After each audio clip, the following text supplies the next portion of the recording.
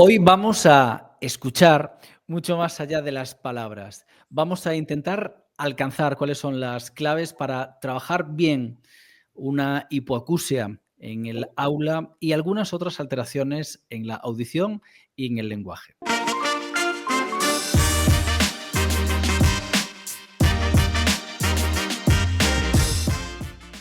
Bueno, vamos a afinar bien el oído y la mente porque hoy vamos a hablar de uno de esos grandes necesidades específicas de apoyo educativo que están presentes no solamente en el aula, sino muchas veces en las programaciones didácticas de las oposiciones, ¿verdad?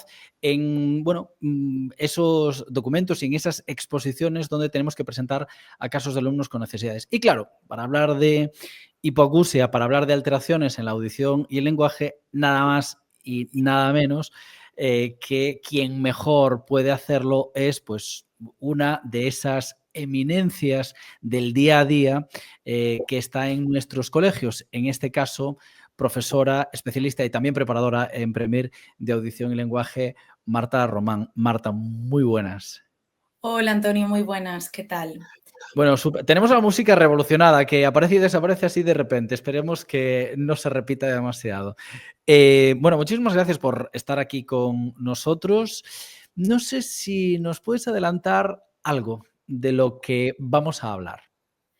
Pues sí, bueno, vamos a hablar un poco sobre la discapacidad auditiva, algunas estrategias que tenemos que tener en cuenta en el aula, tanto, bueno, un poco a nivel de audición y lenguaje, como sobre todo en el aula ordinaria y específicamente los tutores, así como pues otros trastornos del ámbito de la audición y lenguaje que os interese conocer. Bueno, yo tengo que decirle a quien nos está escuchando o viendo que cuando estábamos preparando este podcast me parecieron súper interesantes, no solamente algunos de los tips que nos comentabas, sino también algunos de los errores más habituales que tenemos los profesores en las aulas y que se terminan trasladando a las programaciones didácticas de las oposiciones. Así es que, bueno, de todo esto y alguna cosa más en el podcast que empieza ya mismo.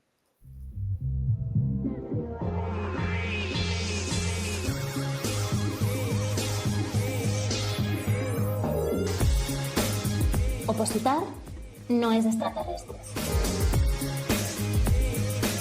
Con Antonio Reyes y Elena Camín.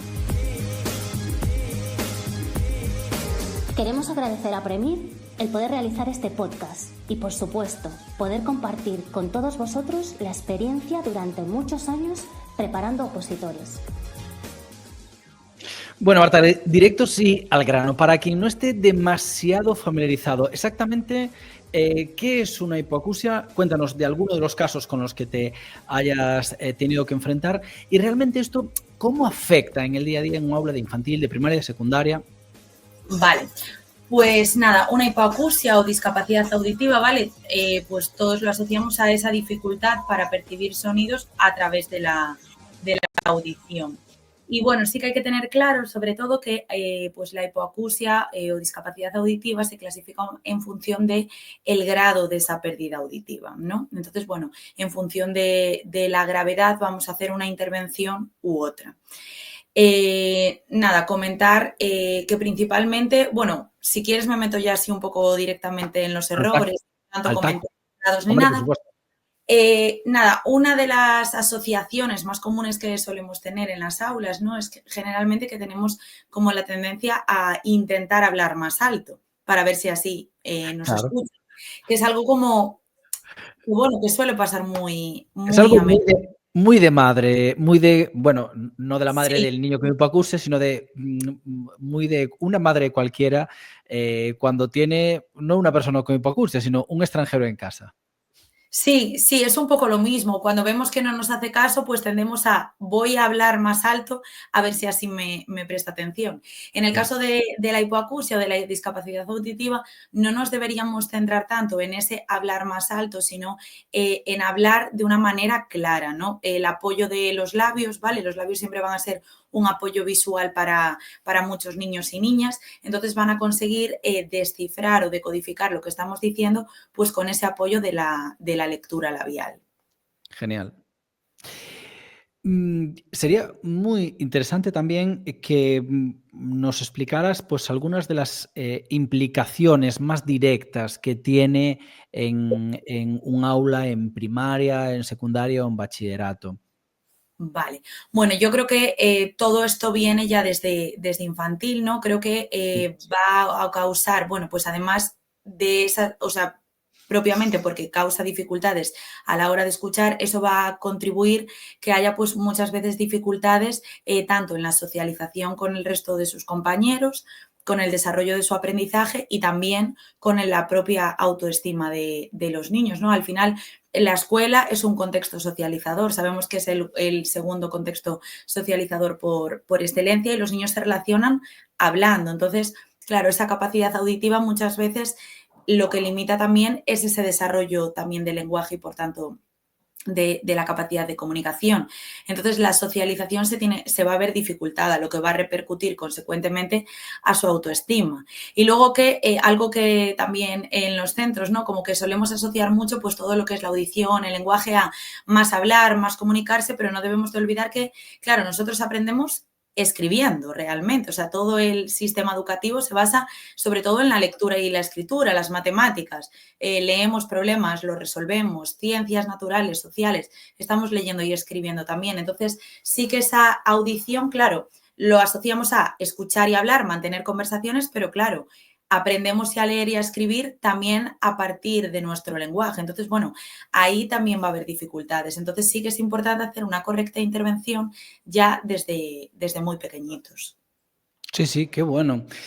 Madre mía, pues en qué poco tiempo me han quedado muchas cosas claras. Primero, ¿qué es exactamente? Y segundo, las consecuencias educativas, que son cuestiones que siempre decimos que tienen que quedar muy claro en cualquier caso que vayas a afrontar. Tenemos claro, por lo tanto, qué es, tenemos claro cuáles son las implicaciones educativas que esto tiene. Me gustaría que, asociado, por lo tanto, a todas estas implicaciones que nos acabas de contar, nos explicaras ahora cuáles son las medidas ordinarias más habituales que se llevan a cabo con un niño, una niña, adolescente con hipoacusia. Vale, bueno, nosotros sabemos que tenemos tanto, bueno, que esto es un poco más teórico, legislativo, ¿no? Medidas tanto ordinarias como tú dices, como extraordinarias. Dentro de las ordinarias, pues vamos a ver la adaptación de los instrumentos, metodologías, bueno, tenemos tutoría entre iguales, etcétera. Vamos a ver que adecuación de las programaciones didácticas, etcétera. Vamos a ver que lo más importante es realmente acompañar, pues dentro del aula ordinaria, ¿no? Además de contar con la colaboración de los maestros de AEL, que ya serían una medida extraordinaria, pues adecuar realmente las actividades a este alumnado. No quiere decir que yo es algo que, bueno, siempre digo, ¿no? Creo que ponemos como mucho el foco en vamos a adaptar a este alumno, vamos a adaptar a las necesidades de este alumno y muchas veces es mucho más beneficioso hacer una adaptación que veamos que ya va a servir para todo el aula. Entonces, usar ya eso para todos. Entonces, sí que sería interesante pues el uso de muchos apoyos visuales que nos permitan que el niño o la niña comprenda claramente lo que estamos transmitiendo, asegurar que estamos hablando de una manera clara, despacio, que está comprendiendo lo que estamos diciendo. También, muy importante, pues si utilizamos que muchas veces recurrimos a un vídeo, un no sé qué, pues poner subtítulos debajo. Si estamos haciendo una presentación, pues poner lo que estamos diciendo también les va a ayudar. Potenciar mucho la relación con los compañeros. Así un poco como ideas generales. Qué bueno. Hombre, acabas de comentar varias cosas que me parecen muy interesantes, pero una de las que más es una de las grandes olvidadas también después tanto en la teoría como en la práctica, y es el DUA, el diseño universal de aprendizaje, el diseñar actividades que sean para todo el alumnado, no diseñar solo actividades de forma especial para estos alumnos, sino una actividad que tanto estos alumnos como todos los demás pudiesen realizar, ¿no? Me parece muy interesante esto que nos comentas. Comentabas al principio, acabas de insistir ahora, y me gustaría entonces preguntarte directamente cuál es el papel que juega el resto del alumnado. Es decir, decías la importancia que tiene la socialización en el caso de una hipoacusia y hablabas ahora del papel que tiene el resto de los alumnos. Me gustaría que profundizases en esto. Y quiero preguntarte primero, ¿es normal que sufra cierto aislamiento el alumnado con hipoacusia o directamente con sordera? A ver, yo creo personalmente, ¿no? Y aparte, pues como a él un poco, pues me gusta mucho fomentar la inclusión, que estas situaciones no se den. Entonces, yo sí que soy una persona que personalmente considero que creo que si desde pequeñitos, ¿no? Se trabaja de una manera adecuada, no tiene por qué suceder esto. De hecho, pues ahora ya me voy a ir a un caso pues de una cofosis o pérdida total de la audición, ¿no? En la que utilicen, por ejemplo, el lenguaje de signos. Sí que los centros educativos, bueno, pues tenemos la suerte de contar con un recurso extraordinario, como son los intérpretes de lengua de signos, que me parecen un recurso súper, súper importante, que muchas veces asociamos su labor únicamente con el alumno con esta dificultad y no, realmente trabajan con el resto de alumnos para que así se pueda establecer una correcta comunicación y bueno, a mí me parece brutal ver cómo clases de niños de infantil, ¿no? Que es cuando pues suelen empezar a trabajar con ellos, niños súper pequeñitos comienzan a aprender lengua de signos y se relacionan. Al final los niños se relacionan todos con todos. Cofosis, atención, un término utilizado hace 3 o 4 años en unas oposiciones de educación física de maestros y tengo que decir que fue una de esas grandes preguntas que mucha gente dejó en blanco porque no sabía exactamente a qué se estaban refiriendo. La verdad es que es un término como más elevado para hablar de la sordera, ¿no? ¿O hay alguna diferencia? No, sí, es que no, o sea, es una pérdida total de la audición, es el término con el que se le conoce. Sí que es verdad que hay, pues como muchos términos, ¿no? Que nosotros utilizamos un lenguaje coloquial y no sabemos como la palabra exacta, por así Claro. decirlo. Y sí que es verdad que si en algún examen pues nos ponen alguna palabra de esas, nos puede jugar un poco. Una mala pasada, claro. Sí, el término médico, el término científico, vale. Bien, pues otra cosa que tenemos que recordar todos y aprovecho para recordarlo. Me gustaría también incidir ya no solamente en casos de hipoacusia, hemos sobrepasado ya más de la mitad del tiempo dedicado al podcast. Me gustaría ahora abordar otro tipo de casos, otro tipo de alteraciones que puede haber en la audición o en el lenguaje, mucho más allá de la hipoacusia, que tú estés habituada a trabajar en tus aulas de primaria o en secundaria y que creas que nos puede resultar, bueno, pues de cierto interés. Lo digo porque dentro de las alteraciones de la audición y del lenguaje, tengo que decir que es absolutamente insólito que en una programación didáctica se contemple otra cosa que no sea hipoacusia. Entonces me gustaría hacerle ver a todo el mundo a través de este podcast divulgativo que es mucho más grande el océano que lo que podemos ver alrededor de una isla, ¿no? Sí, bueno, a mí, mi opinión personalmente, ¿no? Y ya no solo como a él, a mí, por ejemplo, los casos de hipoacusia a la hora de llevarlos en una oposición, etcétera, me parece un caso muy complicado de afrontar, porque realmente, pues eso, hay mucho trabajo que hacer, muchas adaptaciones, muchas coordinaciones, tanto dentro del cole como con agentes externos, que no debemos olvidar que es súper importante coordinarnos con todos los agentes externos al centro que intervienen con nuestro alumnado. Otras alteraciones. Bueno, voy a ir un poquito gradualmente desde infantil primaria hasta la ESO, ¿no? Pues ya que, bueno, quien te escucha te lo agradecerá mucho.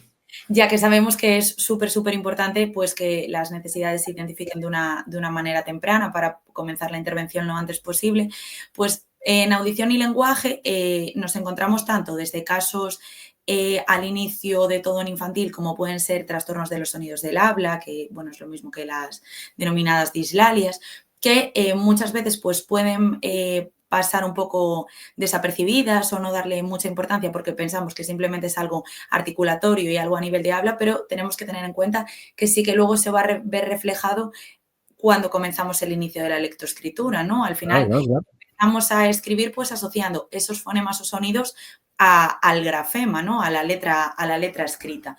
Entonces, bueno, sí que hay niños que pues cuando vemos que hay confusiones entre la S, la Z a la hora de articular, muchas veces lo trasladan también a la escritura. Entonces, bueno, sí que son cositas pues de más pequeñitos. También pues retrasos en el lenguaje o TDL, trastornos del desarrollo del lenguaje, que no van a ser simplemente a nivel oral, ¿vale? Sino que eso pues también se traslada a la escritura, que muchas veces pensamos, ay, audición y lenguaje, únicamente cosas orales. No, el lenguaje no es solamente el lenguaje oral, sino también el lenguaje escrito. Entonces, bueno, nuestro lenguaje escrito sí que es verdad que parte del oral y no debemos olvidarlo.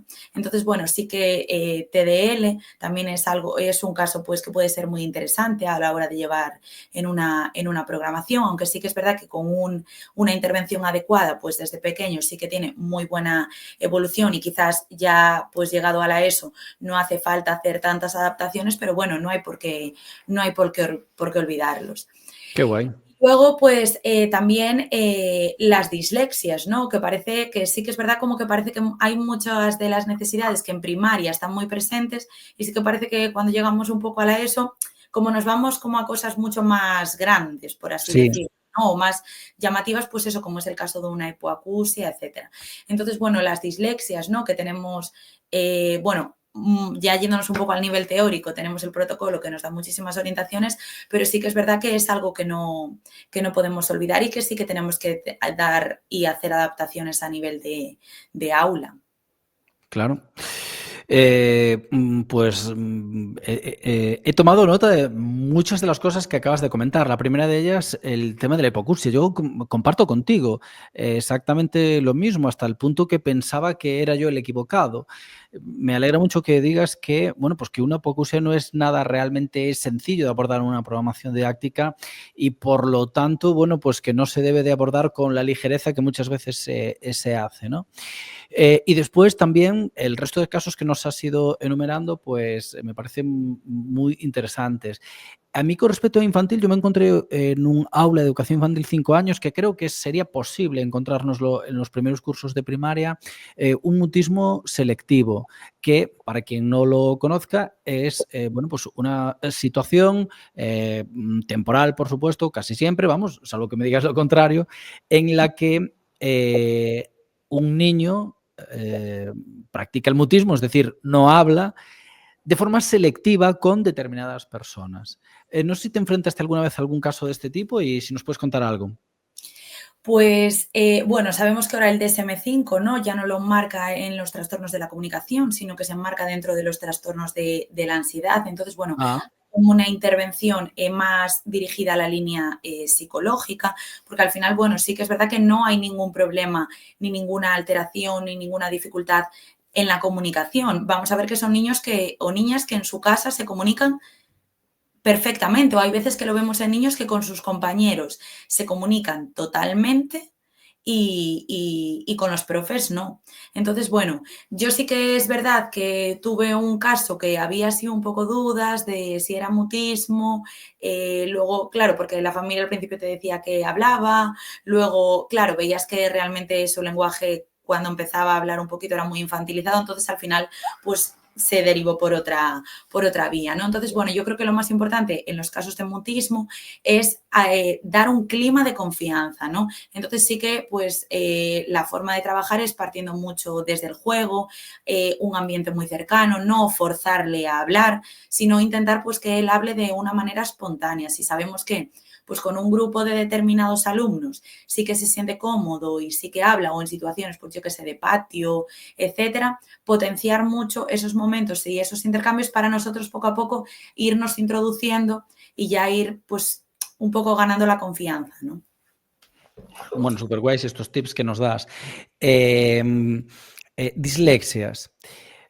Bueno, pues la idea generalizada, extendida de la dislexia es la que todos conocemos, que un niño, niña, adolescente hace rotación vertical u horizontal de las letras o incluso de palabras al completo, ¿no?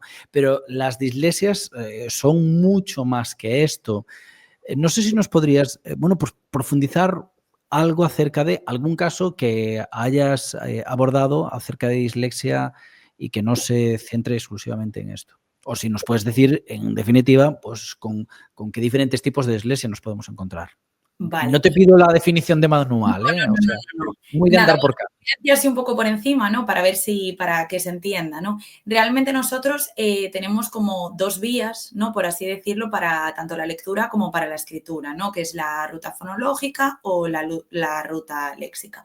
La fonológica sería con las que hacemos esas inversiones, ¿no? Sabemos que cada letra se asocia a un sonido y por otra parte la léxica es como si tuviésemos ahí una cajita donde vamos como almacenando, pues, palabras conocidas, ¿no? Que ya tú directamente la ves y no te pones como a ver, pues, esta letra suena así, si la uno con esta, o sea, esta suena así, No hacemos toda esa descomposición, sino que nuestra cabeza directamente asocia. Entonces, en los casos de dislexia puede que esté alterada una ruta, la otra o ambas. Entonces, ahí es donde se dan los diferentes subtipos que hay de dislexia. Entonces, sí que es verdad lo que tú dices, ¿no? Que muchas veces lo asociamos a temas de la lateralidad, a rotaciones de las letras a la hora de la escritura, pero donde hay muchísimas dificultades es en la lectura. Suele ser una lectura que no es fluida, vamos a ver que es lectura muy silábica. En función del subtipo de dislexia que hay, vamos a ver que, pues, a lo mejor palabras no conocidas no se leen o directamente no se leen o no se leen de una manera correcta. Muchas veces es lo que conocemos de que pone una cosa, le cambias una letra y directamente leen la otra. Entonces, bueno, sí que hay que potenciar mucho la lectura. Bueno, pues brutal. Esto nos hace pensar, bueno, pues que es viable también plantear un caso de dislexia en una programación didáctica, sobre todo, hombre, si quieres que tenga unas consecuencias importantes, pues alguna programación de alguna de las lenguas, pero si no, en cualquier caso, en cualquier programación didáctica, porque la lectura, refiriéndonos a la segunda parte de los casos que nos acabas de comentar, pues es necesaria en cualquier área de conocimiento, ¿no? Se nos tiene dicho toda la vida que, bueno, a los pedagogos, a los maestros, se nos tiene dicho toda la vida que una dislexia cuando llega a secundaria es porque desde luego ha sido una dislexia mal trabajada, que no debería llegar un niño con dislexia a secundaria. ¿Esto es exactamente así? No. A ver, tú al final, tú tienes dislexia y tienes dislexia. Es como si tienes, pues, un TDA, o sea, eres TDAH, pues vas a seguir siendo TDAH, o un TEA, pues siempre va a seguir siendo TEA. ¿Qué pasa? Que tú, pues, vas desarrollando una serie de estrategias y una serie de pautas que te van a permitir ir avanzando. Entonces, tú vas supliendo, por así decirlo, esas dificultades que tú vas teniendo. No quiere decir que se elimine y de repente ya no tienes nada como yo tenía esto y ahora ya no, sino que tú adquieres una serie de estrategias que te ayudan a suplir, pues, esas dificultades que tú tienes.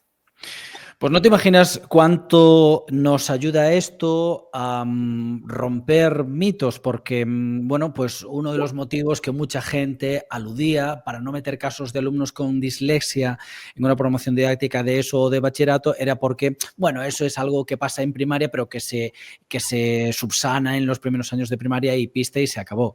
Así es que alguien con muchísimo conocimiento de causa como tú nos cuente esto es pues brutal para muchos casos como los que te digo. ¿Qué quieres que te diga, Marta? Bueno, terminamos aquí, que a mí por lo menos me has ayudado a romper con muchos mitos, no solamente este último, que nos has ayudado mucho con tus tips en muchos aspectos y que te puedo asegurar que lo prometí en un principio y desde luego me lo he apuntado, y es que te he escuchado con mucha atención. En un podcast como este, pues escucharte es especialmente importante. Marta, ¿qué me decís el resto? ¿Era o no era una eminencia del tema que íbamos a abordar?